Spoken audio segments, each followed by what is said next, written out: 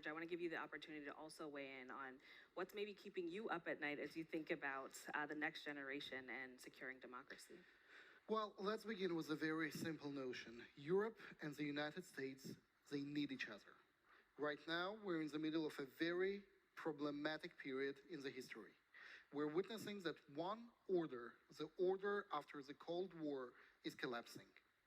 And if we want to keep the system working, if we want to keep the international law as a system of governance of the world as it is right now, we definitely need Europe and the United States to work together. I'm from Georgia. It is a small country at the front line of Europe.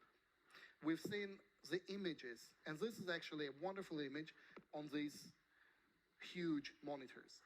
This is a new generation which is trying to defend my country from what we have been talking about. The populists.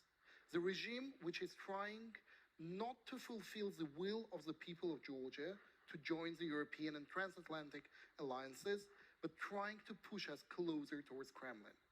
And that's probably the point that we all need to remember. Russia, China, Iran, North Korea, other countries, they're trying very hard to undermine the soul of the transatlantic alliance.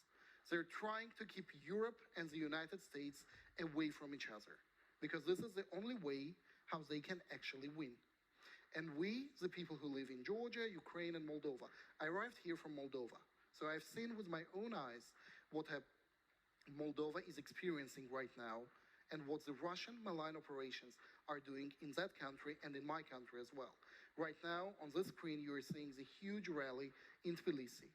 Probably the people are gathering in Tbilisi right now to defend the future of my country, but this is only the beginning.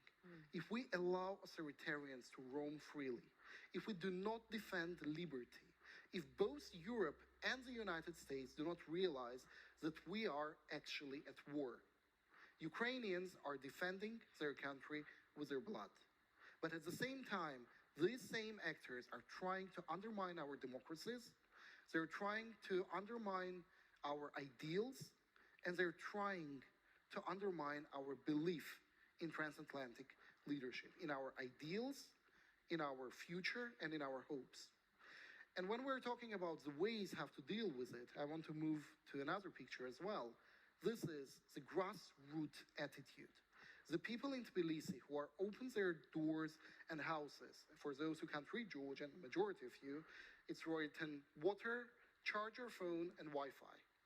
So the people have opened their flats for those who are at Rustaveli Avenue, the main avenue in Tbilisi, defending the future of our country against the Russian laws that was imposed. And we're witnessing similar laws all across Europe. The populists trying to turn our tide, to make us close in each other, to isolate from each other. And this isolationism is probably the biggest challenge that we're witnessing right now.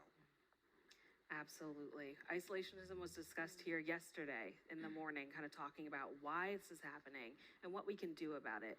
But I think these powerful images really tell a story that showcase what exactly is happening and what we need to do, what our call to action is to support each other.